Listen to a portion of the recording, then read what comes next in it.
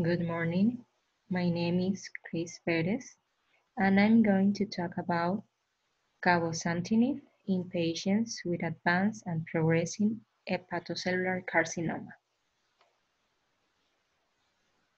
Definition: hepatocellular carcinoma is the most common type of primary liver cancer, which in turn accounts for the sixth most common cancer worldwide.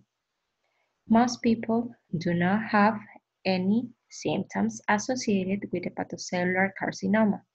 They may have symptoms related liver cirrhosis. Risk factors.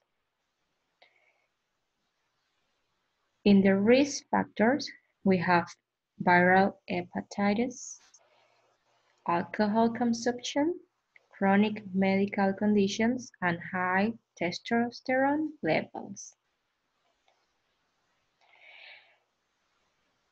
The relationship between alcohol and liver disease correlates with the amount of alcohol consumed over a lifetime, with heavy alcohol use rather than social drinking being the main risk of hepatocellular carcinoma. Obesity is associated with many hepatobiliary diseases, including non-alcoholic fatty liver disease, steatosis, and cryptogenic cirrhosis. The relationship between alcohol and liver disease correlates with the amount of alcohol consumed over a lifetime, with heavy alcohol use rather than social drinking being the main risk. Elevated testosterone or intake of anabolic steroids has been associated with an increased incidence of hepatocellular carcinoma and liver adenomas. Cancer is a type of disease where cells grow out of control, divide and invade other tissues. With cancer, the normal process of cell division goes out of control. Cells change their nature because mutations have occurred in their genes. All the daughter cells of cancer cells are also cancerous. Let's get to know about liver cancer. Liver cancer. Symptoms of liver cancer. Signs and symptoms of liver cancer tend not to be felt or noticed until the cancer is well advanced. The symptoms may include jaundice, abdominal pain, often on the right side, may reach as high up as the shoulder, hepatomegaly, enlarged liver, fatigue, nausea, back pain, general itching, fever, weight loss, loss of appetite, feeling very full after a small meal, and enlarged spleen that has a mass under ribs on the left side. Some paraneoplastic syndromes related to liver cancer include hypercalcemia, high blood calcium levels, hypoglycemia, low blood sugar levels, erythrocytosis, high red blood cell count, hypercholesterolemia, high cholesterol levels, gynecomastia, breast enlargement, shrinking of testicles in men. Causes of liver cancer. Gender. Men are more likely to get hepatocellular carcinoma than women. Weight. Obesity can increase the risk for hepatocellular carcinoma. Anabolic steroid use. Male hormones abused by athletes to increase muscle can slightly increase liver cancer risk with long-term use. Inherited metabolic diseases. Diseases that disrupt the normal metabolism of the body have been shown to increase your risk of liver cancer. Rare diseases. Studies have found a link between liver cancer and some rare diseases like alpha-1 antitrypsin deficiency, tyrosinemia, and Wilson's disease. Cirrhosis. Cirrhosis that may lead to liver cancer can be caused by infection with a virus such as hepatitis B or C, long-term alcohol drinking, inherited diseases such as iron overload disorder, and alpha-1 antitrypsin deficiency. Alcohol. Drinking more than around 5 units of alcohol a day increases the risk of liver cancer. Long-term heavy drinking causes cirrhosis and may also directly damage the DNA in the liver cells. Non-alcoholic fatty liver disease. It may lead to cirrhosis and liver cancer. The symptoms are having extra weight around the waist, using insulin less effectively than normal, type 2 diabetes, high blood pressure. Smoking. Smokers who drink large amounts of alcohol may have a risk that is almost 10 times higher than people who don't smoke or drink. Low immunity, HIV and AIDS lower immunity. An overview of individual studies showed that people with HIV or AIDS have a risk of liver cancer that is around 5 times higher than people who don't have.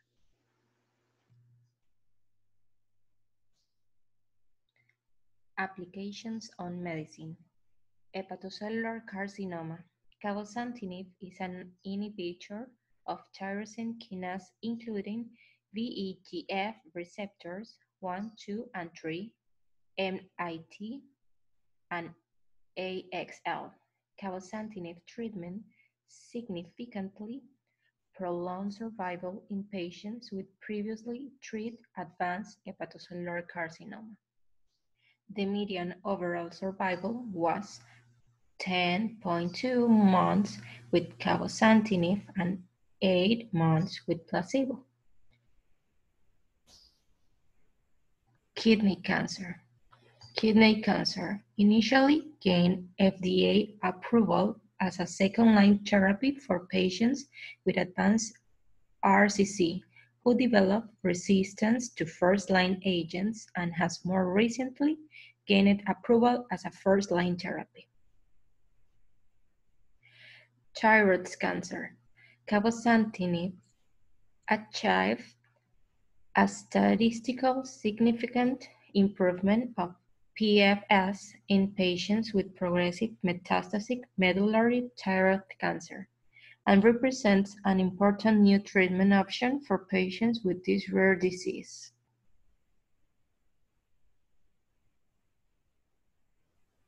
I'm very pleased to hear, many of you have heard, that cabozantinib now is FDA approved for the treatment of advanced HCC after progression of other therapies.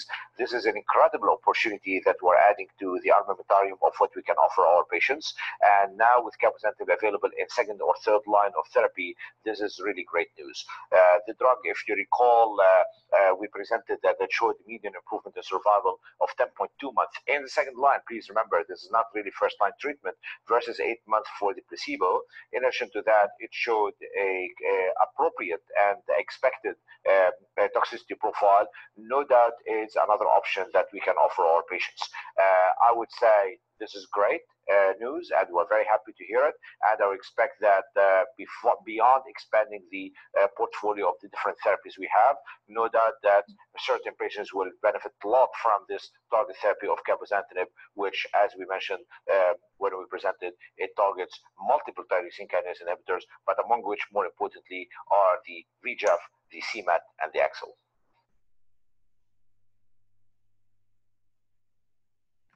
Pros and cons. Pros. Life expectancy. In the study, participants had passed away within an average of about 10 months compared to 8 months in the placebo group.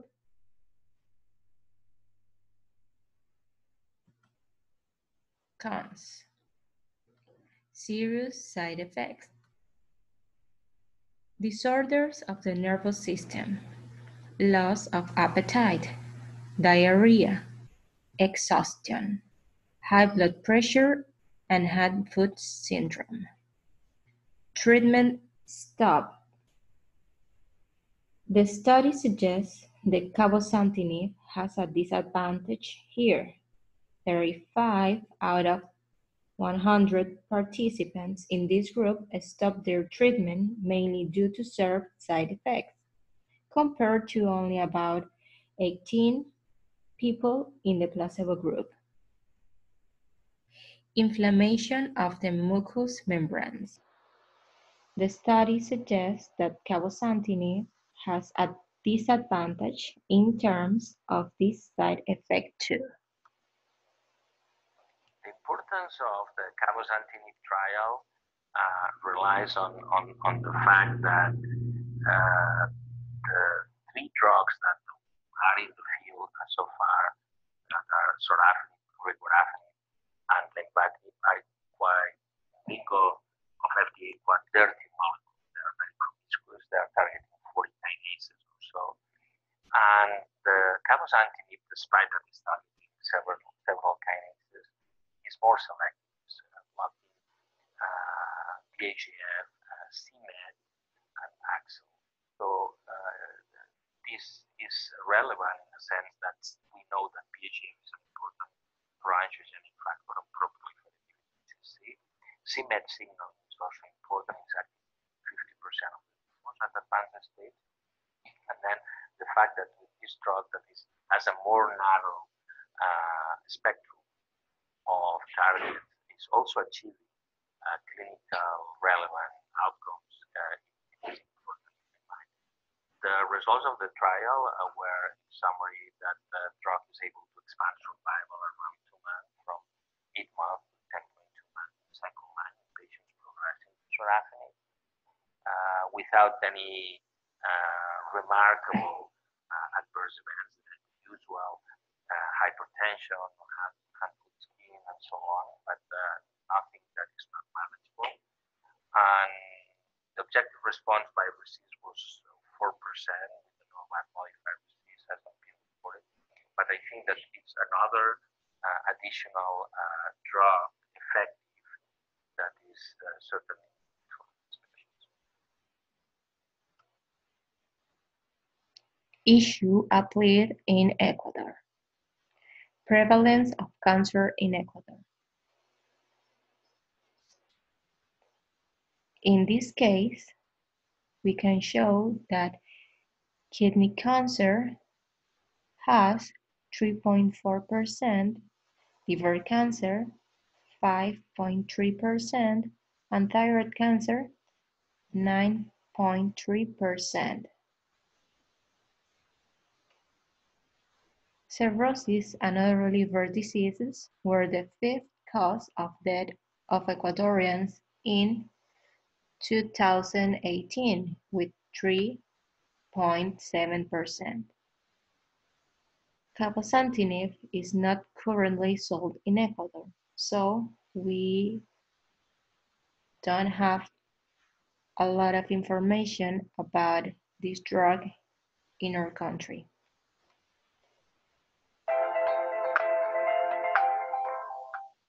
Did you know that the rate of new diagnoses of primary liver cancer has increased in recent decades? Primary liver cancer starts in liver cells. This is different from secondary liver cancer, which is cancer that began in another part of the body and then spread to the liver. The highest rates of primary liver cancer in the United States are found among Asians and Pacific Islanders, followed closely by American Indians and Alaska Natives, followed by Hispanics, Blacks, and then whites. Chronic hepatitis B and hepatitis C virus infections, heavy alcohol use, obesity, diabetes, metabolic syndrome, and non-alcoholic fatty liver disease are risk factors for liver cancer. These conditions cause cirrhosis, a condition in which liver tissue is replaced by scar tissue. Over time, cirrhosis can progress to liver cancer. Baby boomers are 5 times more likely to have a hepatitis C virus infection than other adults. That's why the U.S. Centers for Disease Control and Prevention, or CDC, recommends that anyone born from 1945 through 1965 get tested for this virus. Treatments are available for hepatitis C virus infections, but there are currently no vaccines. There is a vaccine against hepatitis B virus that has been successful in reducing infections worldwide. CDC recommends that all infants begin to receive the vaccine at birth, as well as at-risk adults who have not been vaccinated. If you have cirrhosis, chronic hepatitis B or C virus infections, non-alcoholic fatty liver disease, or other risk factors, talk with your doctor about liver cancer. Liver cancer survival rates are highest among persons diagnosed with localized stage disease, or before the cancer has spread outside the liver. Survival rates are lower for people with liver cancer that has spread to other organs, as shown by the regional and distant columns. The 5-year relative survival rate for all stages of liver cancer combined is between 16 and 17%. This means that out of every 100 people diagnosed with liver cancer, 16 to 17 will still be alive 5 years after diagnosis. Because survival statistics are based on large groups of people, they cannot be used to predict exactly what will happen to an individual patient.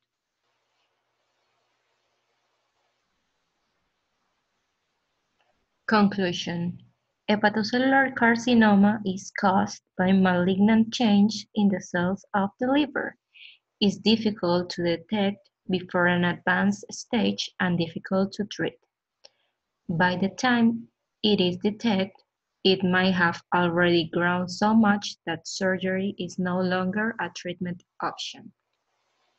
The treatment with cabozantinib is a new option in those patients with advanced cancer because guarantees a significant improvement in the overall survival in patients who have progressed to treatment with sorafenib. Cabozantinib and tivantinib have been reported at ASCO 2012 to show an improvement in outcome. Specifically, cabozantinib has shown a quite impressive improvement in outcome in second-line setting with a median survival of 15.1 months. And the tivantinib story kind of evolved around two items. Number one, for the first time, we have seen that CMET expression as a prognostic factor, where the CMET positive patients will do worse than the CMET negative. But interesting enough, when you come to treatment, the CMET positive patients given tivantinib, they doubled survival compared to the placebo from about 3.8 months to about 7+. So clearly, there's plenty going on in that regard. I think I would not be surprised that this not necessarily has been officially announced, but I wouldn't be surprised that two drugs will move into phase 3 trials in the second-line setting, and we'll see where this will take us. One of the critical elements would you consider these to be evaluated as part of a rich population of CMET positive only versus just all comers. I would say probably there will be quite intelligent discussion that will continue going on in the academic world because on one part, yes, this does make sense from the tivantinib story as I mentioned it, but on the other hand, these are multi-kinase inhibitors and you don't want to undermine the other effects that they might have. And frankly, as we know, even CMET expression is not being validated so far to know exactly what does it mean. So I think directions will differ and some might take the CMET enriched approach and others might take general comers.